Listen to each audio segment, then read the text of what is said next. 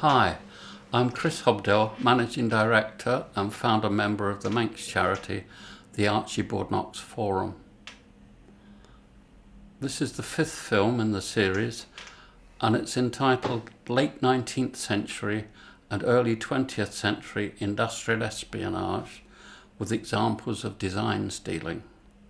The first part of the talk is actually just an excerpt taken from Archibald Knox, edited by Dr. Stephen A. Martin, Art Media Press, 2001, pages 38 and 39.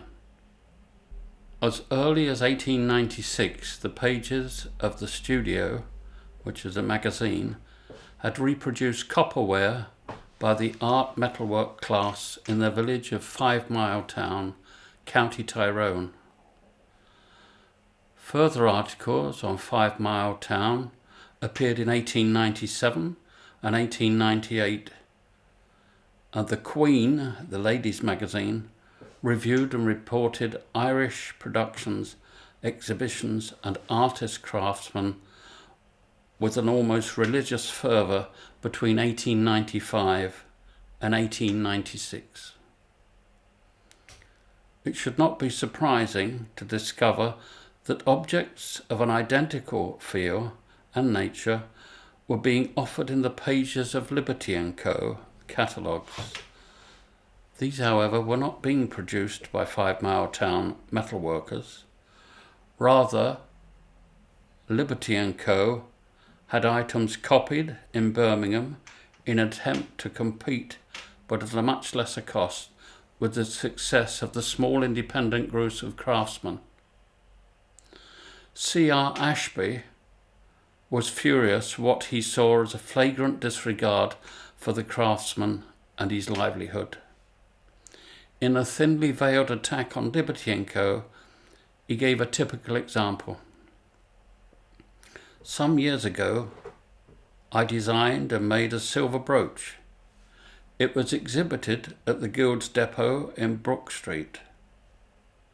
A sprightly man walked into the shop one day and bought it, but the shopman's suspicions were aroused by the remark, "I suppose if I don't take the case, you'll knock 2 shillings off." That is not a remark that the average West End buyer makes, and the shopman wisely marked both buyer and the brooch. 6 weeks later, he saw that brooch with 20 others just like it in the window of Messrs. Nobody Novelty & Co., with a label beneath it, "Our Exclusive Designs." I wrote to the eminent firm asking them how they squared this with their business conscience, however, without any way intimating that they were thieves. They replied with equal politeness, but with amazing cynicism, that all was as it should be, and that there was no such thing as a business conscience. It was not that I mind having my design stolen, though I may pity the meanness of the thief. I know that I can always make fresh ones, and no thieving really hurts invention and imagination. What I object to is that under existing conditions, the theft should make it impossible for me to reproduce or the public to possess good silverwork and jewellery anymore. That any jack distributor with a little capital behind him can get mechanical or underpaid imitations made of them in some filthy, physical cubbyhole in a black back street in the model city of Birmingham. That is what I object to. This bitter attack exemplified the ever-widening gap between craftsmanship and its implied expense, and the soullessness of the machine-made, so rightly predicted by William Morris in his lecture Art and Its Producers, given in 1888. The facility of the machine was only to become a virtue, and therefore acceptable, when it became clear that the Great War had claimed the lives of so many artistic talents. There were few, if any, craftsmen left to carry on the crusade. By the late 1890s, the Liberty policy of producing reproductions and selling them cheaper was firmly established. However, to show that it was not just Liberty & Co., there are two examples of Archibald Knox brooches which are shown in the Liberty & Co. sketchbook as model number 1115.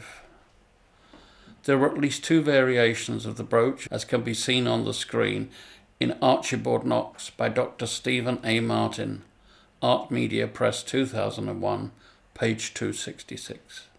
The first example is silver with typical Knox blue-green enamel. It is marked Sterling and Cumric, so definitely Liberty & Co.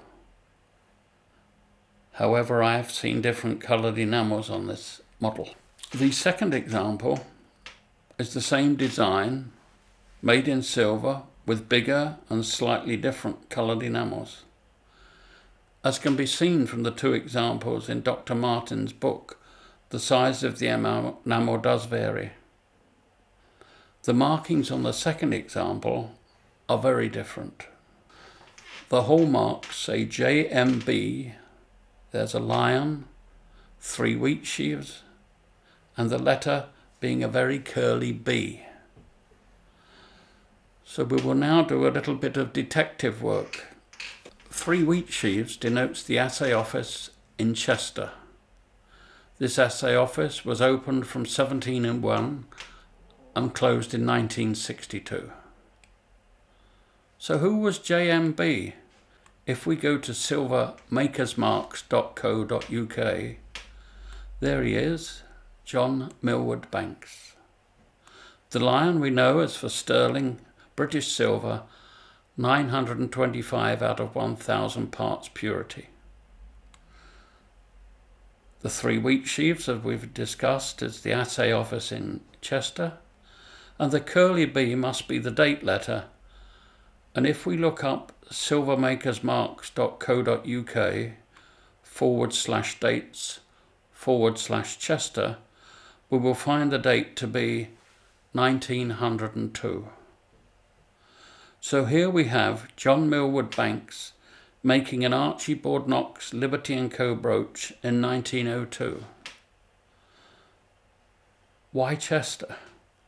Well, JMB had works at 6 to 7 Northampton Street, Birmingham. After researching him, I found he had a retail outlet in London and used London, Birmingham, Sheffield and Chester assay offices. The London showrooms, as we can see on the advert and on the write-up, were at 12, 14 Beak Street, Regent Street, London. Fascinating research and a story of Victorian, Edwardian, industrial espionage. During July 2020, there was another example on the market of John Millward Banks copying a Knox brooch and having it stamped with Chester hallmarks for 1902. You can see an image of the original Knox brooch, model 1186E, and below that is the image of the JMB copy and the hallmarks.